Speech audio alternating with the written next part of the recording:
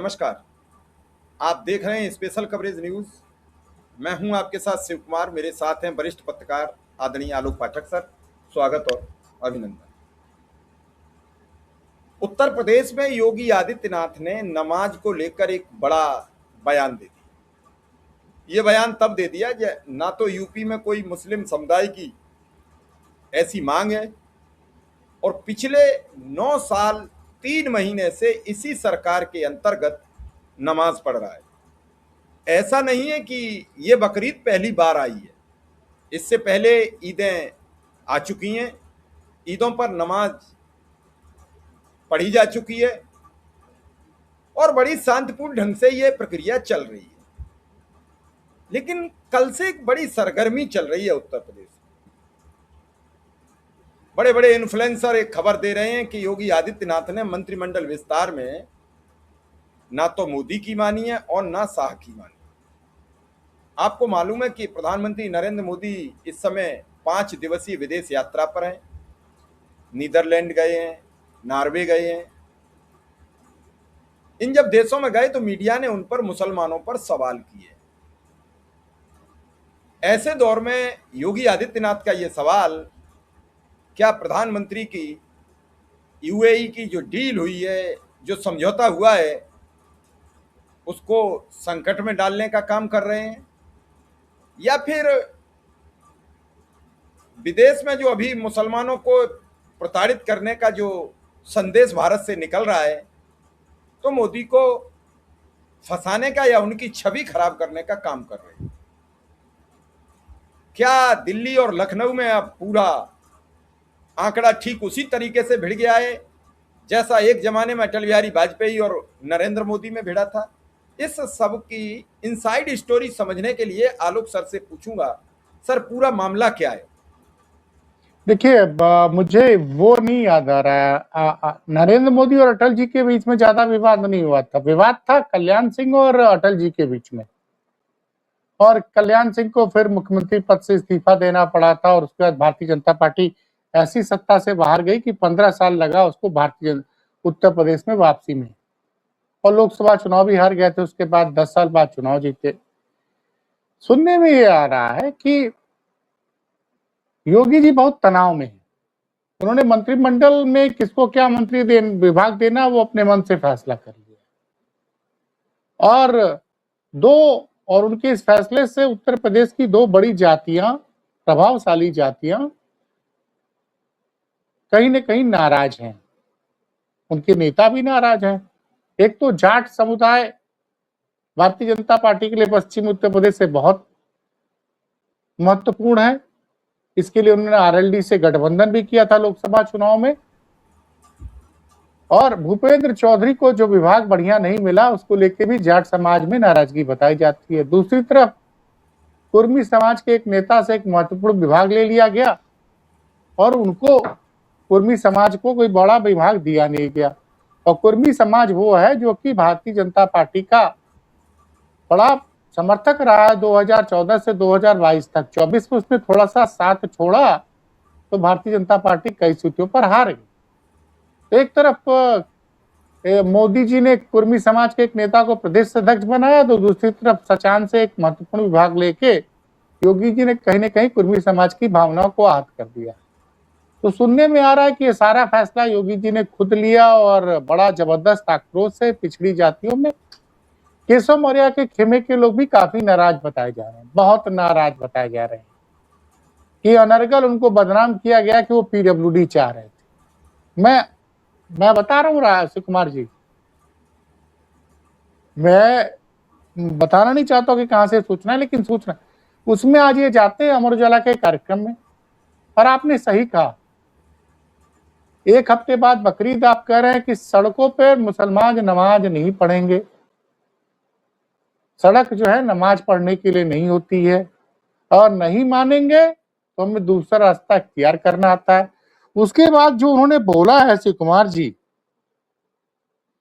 वो बड़ा चिंताजनक बोल गए हैं। कह रहे हैं जब संख्या ज्यादा है तो कंट्रोल क्यों नहीं करते, प्यार से नहीं माने तो दूसरा तरीका अपनाएंगे। उन्होंने इनडायरेक्टली मुसलमानों की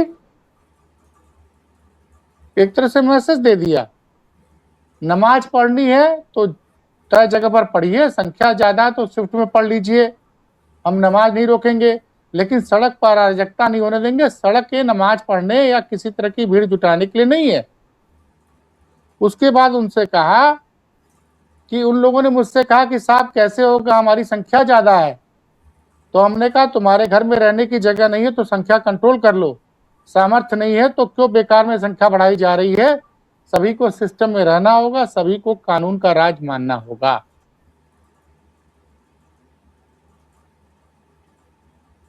कमाल है सर। कमाल है, ये वक्तव्य सुन रहे हैं आप। सर और मेरी बात पूरी हो जाने दी सुकुमार कुमार जी, तब मैं आपकी पास आऊंगा। भारत के प्रधानमंत्री 5 दिवसीय यात्रा पर शुक्रवार गए को निकले थे। सबसे पहले जानते हैं कहाँ गए थे? यूएई गए थे।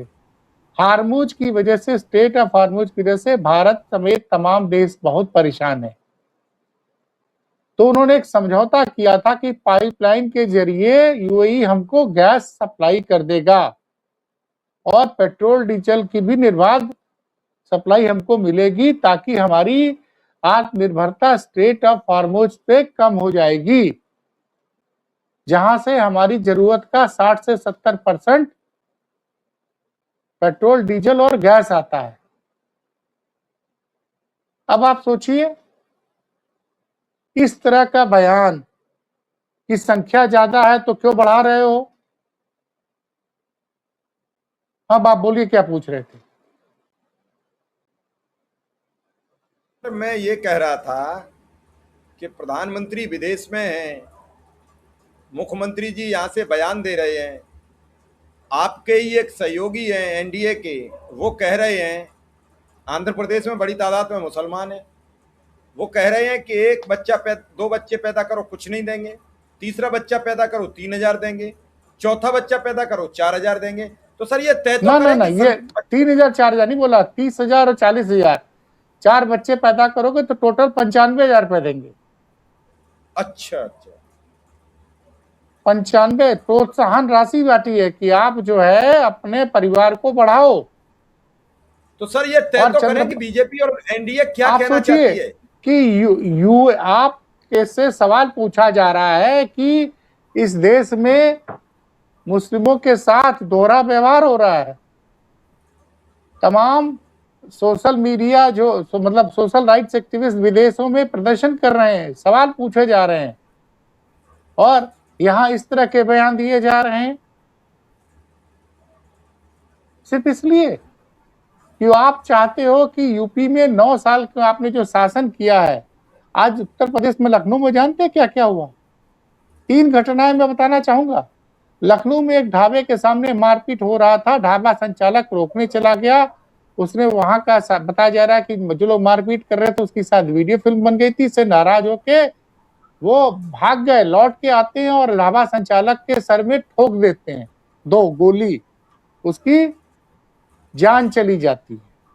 मेरठ में एक दलित छात्रा एग्जाम देने जाती है, रहस्यमय स्थिति में उसका शरीर मिलता है, उसकी जान चली जाती है। और गाजियाबाद में एक हिंदू वाहिनी से जुड़ा एक आरोपी जो एक बेटी की आबरू लूटने के आरोप में बंद था, वो जेल से छूटता तो उसको हीरो की तरह उसका जुलूस निकाल के उसको जुलूस निकलता है, काफिले में जा रहा है। ये तो कानून व्यवस्था का आलम है। महिलाओं की स्थिति ये है। झांसी के बारे में जो खबर है उसकी में जो अभी तक जो खबर आ रही है, एक महिला ने दावा किया है, बेटी ने, कि उसके साथ हर 2-2 घंटे पर उसकी आबरू लूटी गई, उसको 15 दिन को उसको किडनैप किया गया है।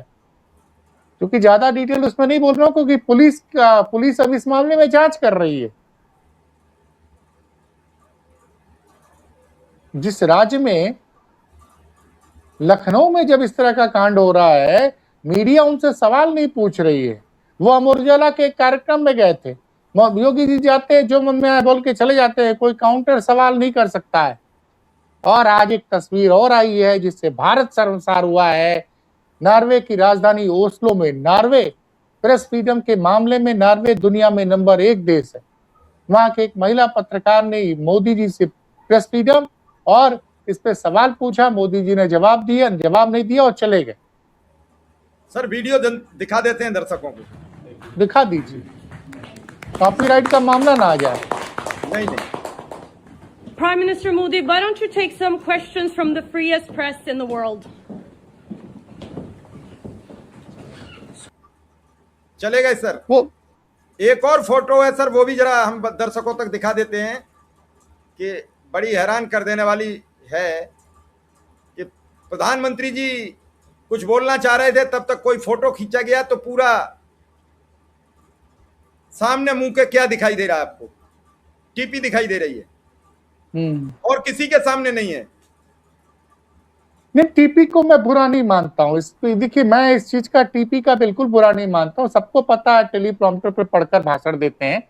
कई नेता हाथ से लिखा हुआ कागज लेके बोलते हैं, तो टेलीप्रॉम्प्टर है यार, इसमें कोई बुराई नहीं मानते हैं। मैं समझता हूँ, क्योंकि आप देश के प्रधानमंत्री हैं, आप इंटरनेशनल ज्वाइंट प्रेस एड्रेस कर रहे हैं, तो वहां आपको आंकड़ों की और तमाम चीजों की बात करनी होती है, उसका बुरा नहीं है।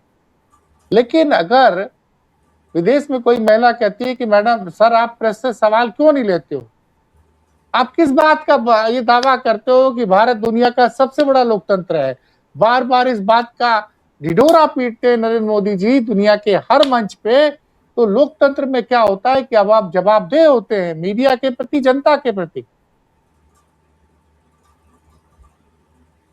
आप बिना जवाब दिए चल दिए, एक तरफा संवाद तो नहीं चलेगा ना।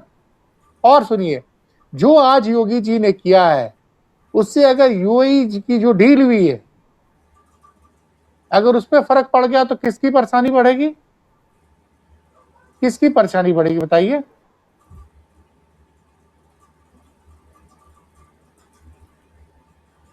क्या जनसंख्या को रोकने के लिए कोई कानून बना है क्या, कि नहीं आपको इतने ही बच्चे पैदा करने होंगे, ऐसा कोई कानून पास हुआ है क्या? नहीं।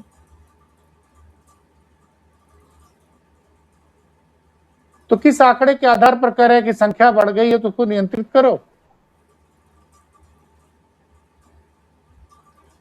तो क्या सर योगी जी ने अपनी सरकार के आंकड़े नहीं देखे हैं? जो मुस्लिम प्रजनन दर है वो 2.25 हो गई है। नहीं, अब बताइए, वही सवाल ये उठता कि मैं होता तो पूछता। अरे हम सरकार आपको झूठ बोल पूछ रही रहे है कि ये झूठ बोल रहे हैं? बात तो तय होनी चाहिए, झूठ कौन बोल रहा है? अगर सड़क पे नमाज नहीं पढ़नी चाहिए, मैं बिल्कुल सही बात है, सड़क चलने के लिए होती है, फिर सड़क पे बाकी दूसरे धर्मों के धार्मिक आयोजन भी नहीं होने चाहिए। ऐसा थोड़ी होगा कि इस देश में एक कानून आप एक मजहब के लिए रखेंगे, एक कानून दूसरे मजहब के लिए रखेंगे। फिर सड़क पे कोई भी धार्मिक आयोजन के लिए सड़क पे अवरोध नहीं उत्पन्न होना चाहिए।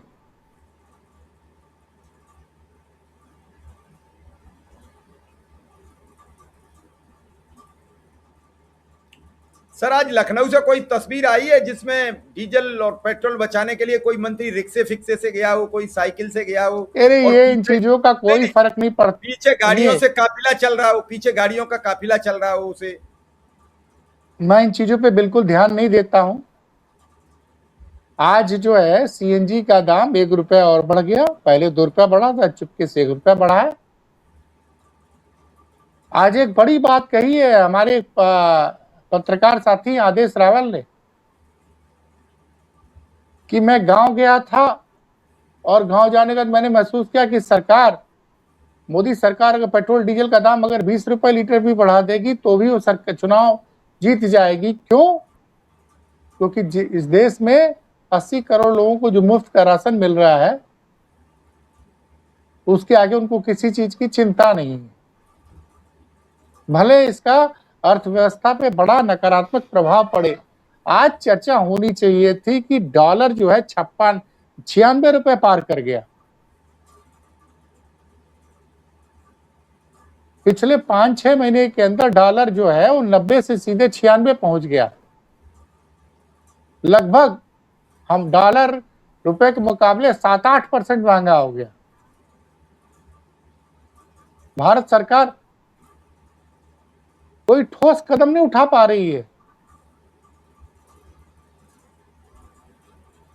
अगर कोई परेशानी है तो सरकार सच बोले ना। लखनऊ में यह भी खबर थी कि बहुत से पेट्रोल पंप में आज पेट्रोल और डीजल उपलब्ध नहीं था,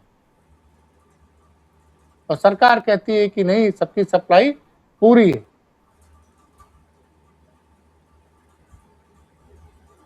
योगी जी को इस वक्त गर्मी बहुत जबरदस्त है, उस पर ध्यान देना चाहिए। इस पे ध्यान देना चाहिए योगी जी को कि लॉ एंड ऑर्डर ठीक रहे।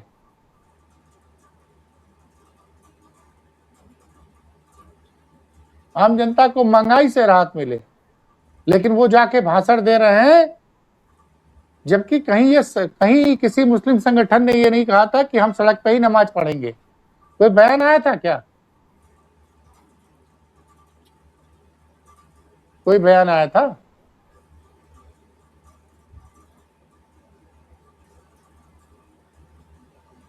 तो आप अपनी सरकार की कमियों को छुपाने के लिए इस तरह का बयान दे रहे हैं।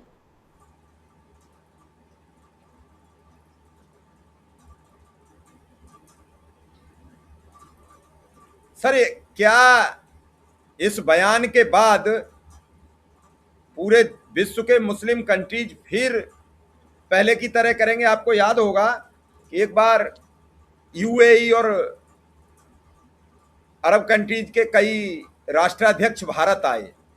चाइना जब बुरे दौर से गुजर रहा था तो इन सभी देशों ने उससे पहले भारत में इन्वेस्टमेंट करने का मन बनाया। उस दौरान नई नई बीजेपी सरकार बनी थी, हिंदू मुसलमान चरम सीमा पर था। ये लोग सब चाइना की तरफ चले गए। चाइना उस समय थोड़ी सी परेशानी के दौर से गुजर रहा था, चाइना खड़ा हो गया। अभी फिर एक बार 2024 में फिर उन सब ने इधर मन बनाया कि भारत में कुछ इन्वेस्टमेंट किया जाए। मोदी जी ने कई शेखों की बड़ी बढ़ चढ़कर अगवानी की, लेकिन उसी दौरान हिंदू मुसलमान का तारतम्य फिर चढ़ा। एक बार फिर सब देश यहां से इन्वेस्टमेंट करने का अपना मन बदल लिया। तो सर, क्या इन्वेस्टमेंट होगा तभी देश प्रगति करेगा? कैसे करेगा? नहीं, एक तरफ समझिए, भारत के प्रधानमंत्री मोदी जब यूएई गए थे तो यूएई ने कहा था कि वो भारत के इंफ्रास्ट्रक्चर में लगभग $5 अरब यानी 41,000 करोड़ रुपए निवेश करेगा। और भारत और यूएई के बीच में एलपीजी सप्लाई और रणनीतिक पेट्रोलियम रिजर्व को लेकर महत्वपूर्ण समझौते हुए हैं, और इस तरह के बयान दे रहे हैं। तो क्या ये समझौते सर चल पाएंगे? कोई पैसे भी लगाए? सवाल ये उठता है कि जब भारत के ऊपर सवाल उठता है, भारत की लोग, आप योगी जी ये बताएं ना। योगी जी दावा करते हैं कि कितने लाख करोड़ का उन्होंने निवेश का एमओयू साइन कर लिया है। यदि बता दें कि कितना लाख करोड़ का निवेश एक्चुअली जमीन पर उतरा है।